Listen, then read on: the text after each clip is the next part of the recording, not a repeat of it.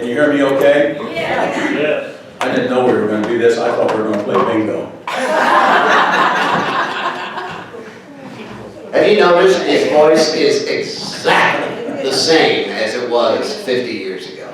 One of those fortunate folks who really is ageless in more ways than he would ever want to admit. Well, Fred, thank you for joining us. And I tell you, I get giddy. I've known him for many years now. This is his second appearance before us. The last time he visited us, it was when we were in the basement, or we were over in the church on 79th Street, the Lutheran Church. And that was a good program. But we decided to make this format just laid back Q&A. But whenever I get around Fred, I can't help it, I get a little giddy. And I get melancholy because I associate Fred, of course, with Bowling for Dollars, and that makes me harken back to my youth and an innocent time. And I think of my parents who always had the show on. They weren't necessarily watching it, but they had it on. But I always watched it. And it was just such a, it was a ritual, a family ritual. It was just something I looked forward to. I never got to be a contestant, I was too young. But boy, is it ingrained in my memory, and I'm sure all of yours as well. So Fred, I guess what I'd like to do to start off is just give a little bit of your background. Fred, by the time he was able to make it on television and radio here in Kansas City, he had paid his dues. He had worked in Columbia, St. Joe. But why don't you start off by just telling everybody, so everybody understands you are a native of the Kansas City area, where you were born. I didn't start on television in Kansas City till 1966. I was 30 years old. Most guys get on up here, gals when they're a little younger, fresh out of journalism school or meteorology school or whatever. But back in those days, the television stations, they had what we called staff announcers. They had guys that did commercials and emceed the movies and did all sorts of shows, did station breaks. They worked out of the little announce booth and they read commercials and they did voiceovers, and they just did a little bit of everything. They don't have those anymore. We have mostly just news and meteorologists. But you may remember, like Don Warnock used to introduce the Harold Lindsley show, and he helped him MC that show. Harvey Brunswick down at Channel 9, he did several shows there. John Billion did a show called Movies for Dollars or something like that, Dialing for Dollars. And that was the staff announcer's job. That's what I wanted to do. I didn't want to do weather or news or anything like that. I just wanted to be on TV and do commercials. Well, it's hard to get on in the Kansas City market, at least it was then, because you had to have some background either in radio or television. Television just started in 1949 or 1950 around here. So I worked my way around until I got a little job on radio weekends in Kansas City, Kansas. Then I heard about a job up in St. Joe, Missouri, and I got a job up there being a staff announcer. This was a dream come true. I got to do a kid show every day. Talk to a bunch of little kids at home, say, hey kids, you're going to have some fun today. We're going to show cartoons and do this, make sure when you cross the street, you go in the right place and you watch the lights and all this kind of thing. And I did that for a couple of years, and then I went to Columbia, Missouri, and I did the weather show, and then they started a show in Kansas City at Channel 4 called Junior Auction, and they had several people audition for it, and I happened to get it, so I quit my full-time job down at Columbia, Missouri as the weather guy and a freelance announcer.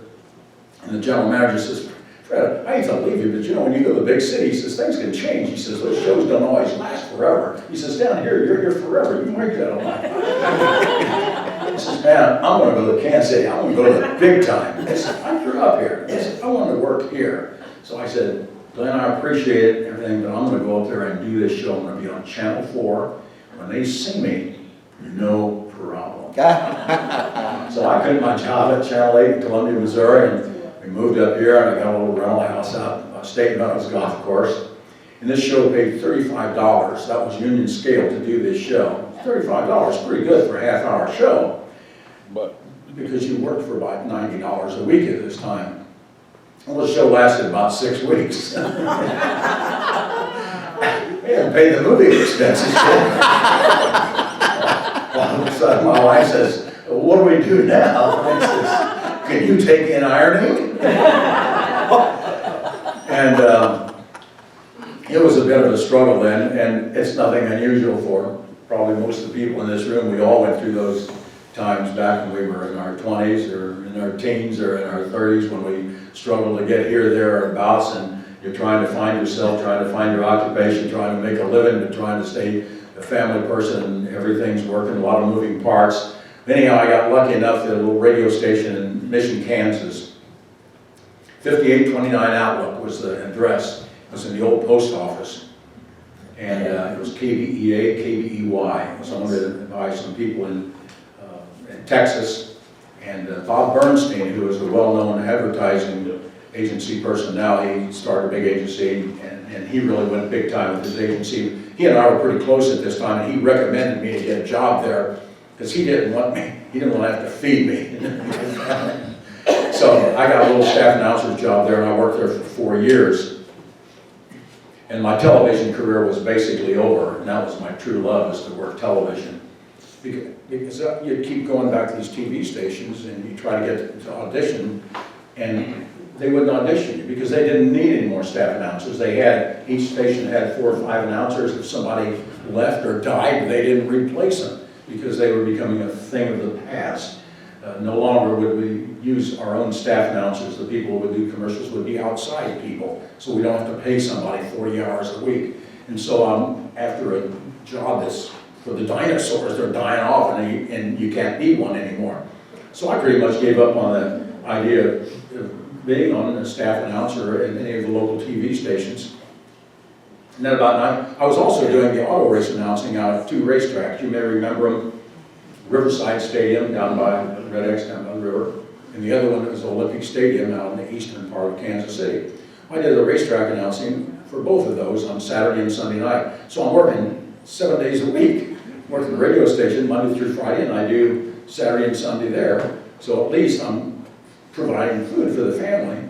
And it really turned out to be a lot of fun. You met a lot of people in the racing business, and it was a diversion. It was something a little different. You learn a new trade. You learn how to work with the live audience of the racetrack, and there's a lot of learning. Believe me, there's a heck of a learning curve when all you've ever done is see a water race, and all of a sudden you're responsible for putting it on. But like in your business, whatever you did, if you get in there early and you stay late and you do your homework, you can do it. If you want to do it, you can do it.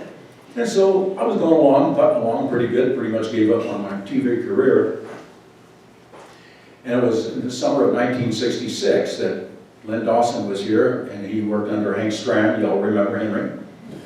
And Lenny was doing the 10 o'clock and the 6 o'clock sports on Channel 9. And a lot of people started complaining to Hank. They said, how's he going to play good football if he's down there at the TV, working at the TV station? And Henry, well, they may have a point. They may have a point. Maybe we better get him off TV during practice. People don't like it. People don't like it. Henry, pretty good little ruler, He ran the team. And so he calls TV station. He says, Mark Wadler was the general manager. He says, Mark, I got to get him off TV. They can't. He just comes in here and reads it. I don't care. It's the image. It's the perception that the audience has. We've got to get Lenny off the news until the season starts. And then people know that he's not practicing every day, and so he can do his TV then. So Wadler, he has to find a replacement. So he says, well, let's audition people. And he's got a couple of sports guys that are pretty good. John Sanders was there. Don Fortune was there. Charlie Gray was there. And John Billy was there, Harvey Brunswick, Jim Lance, and a few other guys that were pretty darn good announcers. But, sometimes you overlook the people you have, especially when you're in management. You think, I'm going to do something on my own. I'm going to get somebody out here. Outside people always look better. There's something in your mind that you think, oh, he's got to go outside. You may have a recipe that works for everybody for 30 years. Oh, no, this week I'm going to put rosemary in it, So, and anyhow, they had an open audition, and they brought me in, and they used their local guys, and then they also had a couple of disc jockeys or freelance TV announcers. Everybody came in and auditioned. Well, every now and then in your life you remember something that you did really right, She couldn't do anything wrong. Everything happened just right. Well, that's what happened to me on this audition. I was scared to death. I had blood coming out from perspiration. I thought I'd have to change my britches after the thing was over. It was only like a 2 or 3 minute audition, but I got through, and I thought, well, that's it. That's all I can do. The very next morning, Mark Wadlinger called me and says, "Where have you been all my life?" Oh, I just found myself an angel. Yes. He says, "You'll start for Lenny next week." So I started filling in for Lenny, and my radio career was over. And I loved radio. I like to do commercials and edit the tapes together, but my radio career is over, and my television career then got a kickstart again, thanks to Mark Wadlinger. And then when Lenny came back, I think I worked for him like 2 or 3 months, and then he came back when the football season started. He started doing sports every night. Then Mark said, "What are you going to do now?" I said, "Well, I don't know." He says, "I'll make you a newsman. You'll be a reporter." I said, "Mark, I can't do reporting. I'm not a journalist." I says, "If I did that," I said, "I'm a show person. I'm just what you call a BS announcer." I said, if I start being a reporter for you," I said, "I think I can do it." I said, "But if I do that and I go over to the newsroom," I said, "these guys, they're going to mutiny. They're going to hate you and hate me because they know I'm just a show person. You can't disguise these things. You can't be somebody who you aren't. Maybe I could do it, but if I didn't want to do it, didn't think I should do it, and I thought I was in the wrong place, that's not where I belong." And I told him that. He says, "Well, what else do you do?" I said, "Well," I said, I'll do a kid show. If you have a cooking show, I'll learn how to do a cooking show. I'll do commercials. I'll read the announcing in the booth. I'll do a weather show." He says, "You do weather?" He says, "Well, what do you know about the weather?" "I did it down in Columbia." I said, "I don't know anything, but I can put it on the air." He looked at me and he says, "You're my new weatherman." I kid you not. I kid you not. This is a true story. So now all of a sudden, I have to learn how to work those weather boards. We didn't have computers then.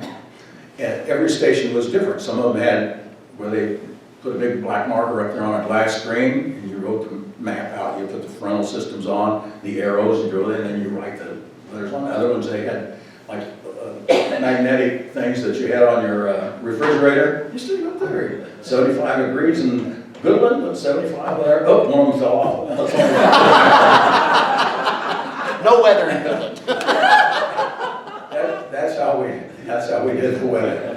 So I did the weather for them for 4 years. They changed general managers, and new general manager really wasn't too fond of me. I really wasn't too fond of him. So I got mad at him and I quit one day.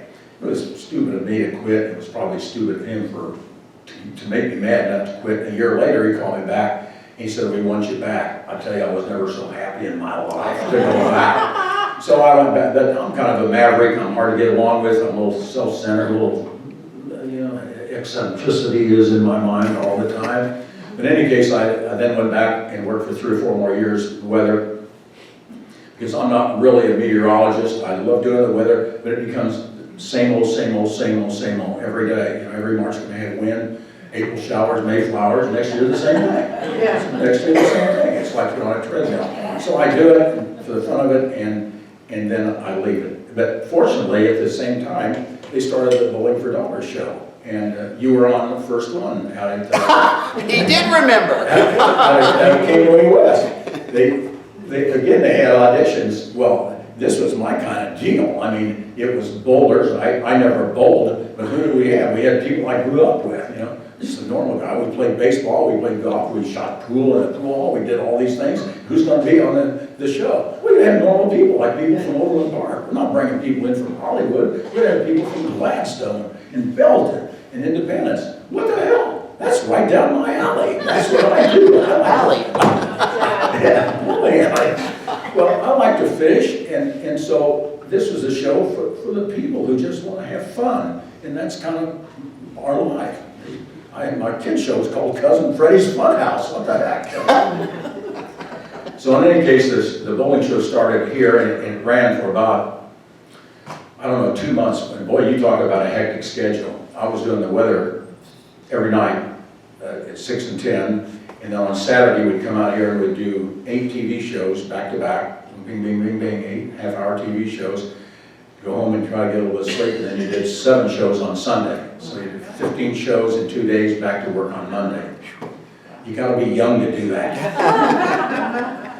But in any case, it was out here for a few months, and the show had really great popularity. I mean, the ratings just went straight through the ceiling. These shows don't stay on the air because the managers really like them. They stay on the money because money comes in the coffer. That's how they stay on the air. They don't stay on the air because they like me or they like you or anything else. They stay on strictly because of the dollars. When the ratings go up, the dollars come in, they say, oh, that's my kind of show. Dollars start coming in, I never did like that show. They stop, yeah, you're out. So the show really took off. Brunswick said, we'll put 2 bowling lanes in the basement of Channel 9. We'll charge $1 a piece on it because they love promoting bowling. Bowling activity went up all over this part of the country because of that show. And so now, instead of having to come out here on the weekends to do 15 shows, we would do 3 shows on Monday night, 3 shows on Tuesday night. Do that for like 4 or 5 weeks, and you'd skip a week. It was really fun. And bowling alley, right in the lane, right in the studio. From here to where the flags are, there's the news set. Lenny and Glenn Hansen and Larry Moore, these guys that come out, they get to the news set 20 minutes early, come, hey, let's bowl a line. We got the TV guys bowling the ball right before they get there. There's a mass shooting out in California, well, let's bowl again. It was really neat. And so that went on for 7 years. The show stayed on for 7 years. I don't know how many bowlers we had on, but we had, I guesstimate, we had 7 for every show. You did 2 bowlers break, 2 bowlers break, 2 bowlers break, 1 bowler, send it to network. We did that 5 nights a week for a 7-year period. We probably had somewhere between 11,000 and 12,000 bowlers on there. And what's funny is when you get a good bowler comes on there, he's going to do it just right. You turn the lights on and say, go. They get scared to death. One of the best bowlers in this part of the country, his name is Gary May. He is so good. As a matter of fact, he was at North Kansas City Bowl. He's the guy that took care of the lanes. He set the lanes up every day. He put the wax, the oil on them every day. And he went back, worked on the pin setters. He bowled every day. Probably bowled a couple of hours every day. Carried an average like 215 or 220. I couldn't average more than 115 if I was lucky. A lot of times the pin, one of them here, one of them there. Where do you have? It's tough. So anyhow, Gary May comes down there. I figured, oh, here goes the jackpot because everybody gets a couple of balls to practice. So Gary comes out there and boy, he's got the line there. And bam, that ball goes down and smashes the pins all over. I said, okay, there goes the jackpot. So now we come and get on the air live. Here comes Gary May from North Kansas City. Come on out here. Hey, yeah, Gary, we talk a little bit about this, that, and the other thing. Got a nice pool all over there? Yeah, we shoot pool every day. That's great. Okay, go bowl. I says, by the way, Gary, there's 200,000 people watching. So he throws this powerful ball. Got a tremendous hook on it. Hook on it, let's throw it way to the right and goes way to the left. He throws it out there, almost goes in the gutter here, and I go, wham, straight to the gutter on the left-hand side. Doesn't hit a pin after I tell everybody how good he is. Now we both look bad. So the second ball, he straightened it out a little bit. I think he won $7. So the show goes on for 7 years, and then all of a sudden the ratings start to slip. They slip with the wrong audience. Our young audience was still very good. The audience under 21, the audience over 39 was good. But here's where the dollars come in on television. I kind of hate to see it because we lose a lot of good shows on television that we lose because they're just dang good shows, but they don't generate that audience that goes between 25 and 39. That's the key. When you have that audience, then the dollars come in. We were still rated #1 in many categories, but when they broke it down, the key category, we were losing audience there because the audience changes. They just changes. That's life. It's like we don't watch cable anymore. We watch things that are streaming. everything changes. We don't have weather guys anymore that put sunshines up. We have guys that run computers. They can explain how the weather develops. They can explain how hail works. They can explain it. They don't always tell us the weather, what we want to hear, but they can explain things. It's just a different world now. So that show went off the air. And then in 1980, I had the opportunity to go over to Channel 5, and I worked with those guys for 4 years, full-time weather. And the Maverick, an outlaw enemy, said it's time to leave again, and so I left again. But I stayed with them. I worked part-time until I went into total retirement in 1998. But I got to work with some great people who you all know and respect: Larry Moore, Glenn Hansen, Ann Peterson, Wendell Anschutz.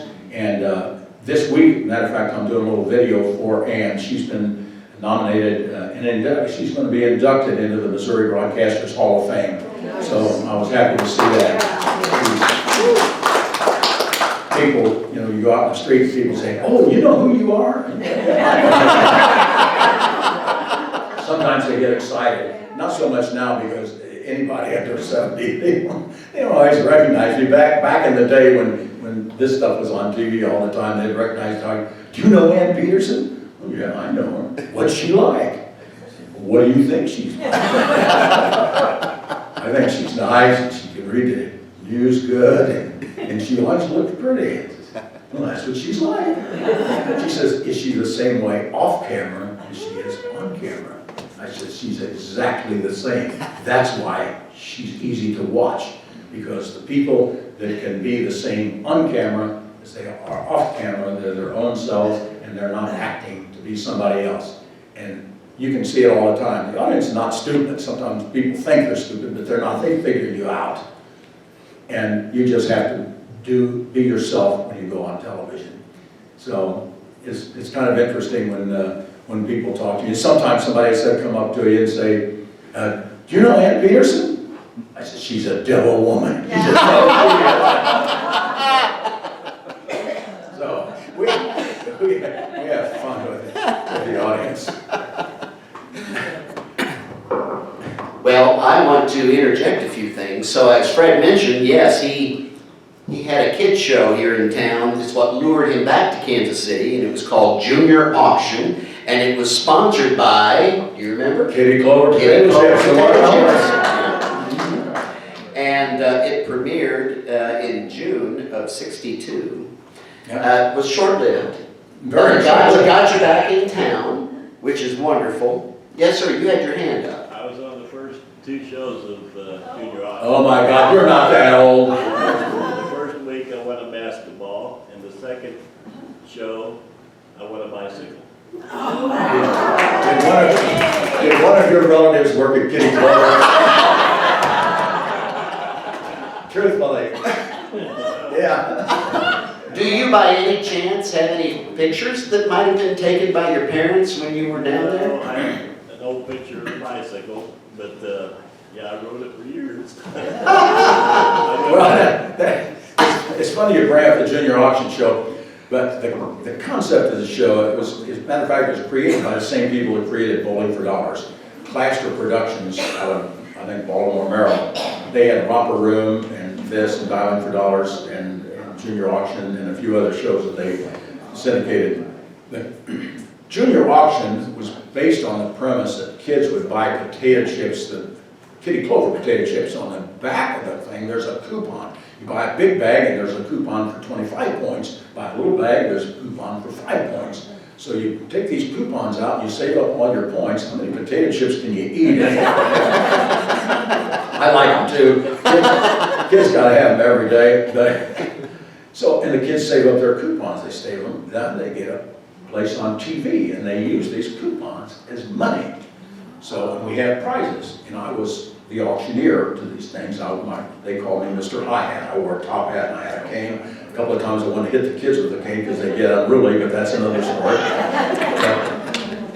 But they would bring these coupons and use them as cash and buy these prizes. And the bicycle was one of the key prizes. That's the one that takes thousands and thousands of coupons. You must have eaten a lot of potatoes. Well, here's what happens, okay? We get on the show, and some of these little kids have, say 500 coupons, and there's a little prize. Okay, you get 3 candy bars. I bid 400 coupons. Nobody else bids, fine. Here's your candy bars you bought. Okay, here, we're gonna sell a 6-pack of Diet Coke or something. And so they buy it for 600 coupons. And so we get all these little small gifts out of the way. Now we have a bicycle. Oh, kids, look at this. This swing bicycle has a foxtail on the end of it, reflectors, headlight, baby, horn, We got the whole thing. How much we bid? Some guy in the back, he says, 8,250 coupons. Is that you? And the closest guy to him got 800 coupons. Well, what happens, some kids were really entrepreneurs. They would go to school, they would get their relatives, everybody else save on kitty clothes and kitty chips. And there was one guy by the name, I think it was, are you Crumply by any chance? There was one guy by the name of Crumply, but I think his uncle drove a kitty clover. And he comes down there loaded with bear. What's the guy that owns the Tesla, what's his name? Elon Musk. Yeah, he had more coupons than Musk got dollars. And so they're only good once, so bam, he says all in, and so he gets the bike. And what happens is the real entrepreneurial kids, whether they had an inside track or not, the show had no excitement because all the little prizes with the little, because you only buy one prize at the show. So we all waited around to the one big kid. Here you go, folks, Fred, here it is. I got the whole deal, and the excitement was gone. The concept was pretty good, but it was hard to keep it honest. Kind of like wrestling started out to be honest. Well, and I will mention I found the ad in the Star for the premiere of Junior Auction, and it did say, it even had a coupon in the ad. It said, this coupon is worth 500 Kitty Clover Junior Auction points. I also found some ads from Fred's days at KBEA Radio. So there was a show called Sunday at 3, a musical interlude with candid interviews and comments by Fred Broski each Sunday at 3 p.m. Wow, that must have been pre-recorded because I worked mostly through the week. And then he's mentioned the auto races. I found an ad where not only were you in charge of announcements, but apparently there was at least one race where you were an actual racer. Do you recall that? Oh, I got to tell you about this. Okay.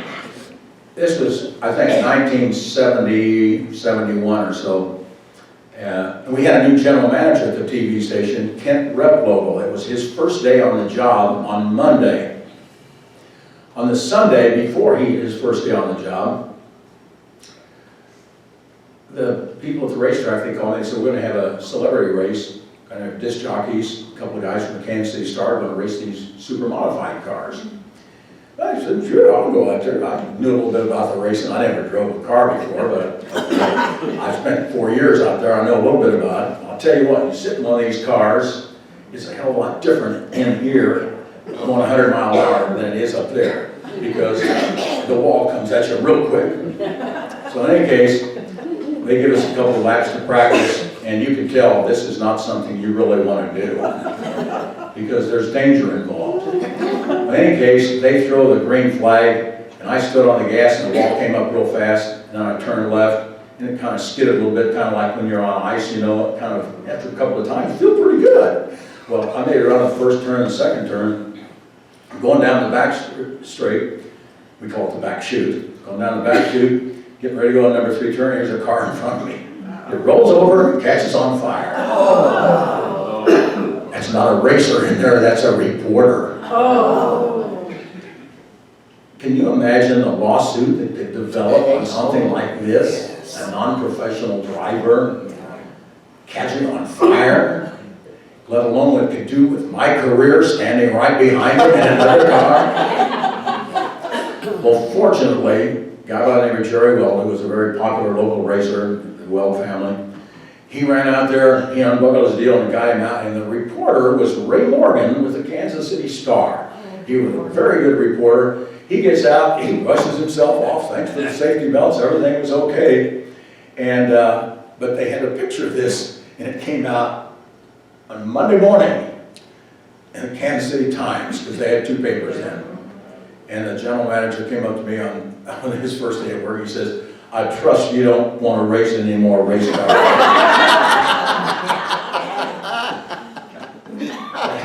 Kent Redlow, that's a name in history too.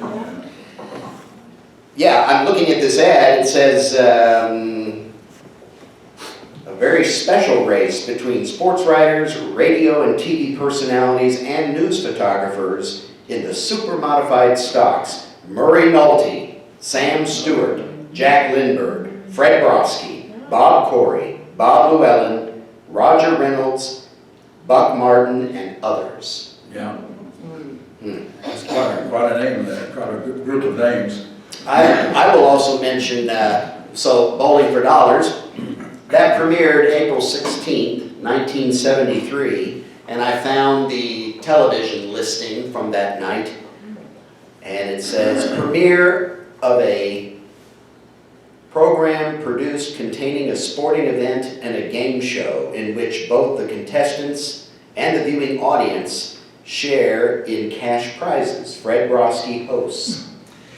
And I was looking at what was up against Bowling for Dollars. So this aired 6:30 after the 6 o'clock news.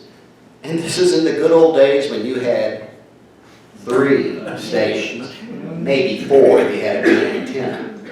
And he was up against Monty Hall's Let's Make a Deal syndicated show, Wild Kingdom, and Harold Inslee on Channel 41. Fortunately, Harold wasn't on every night. You'd hate to compete against this guy. I love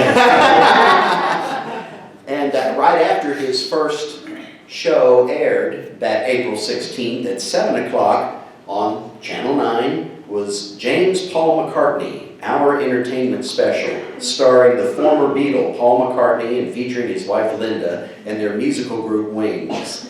I remember watching that show.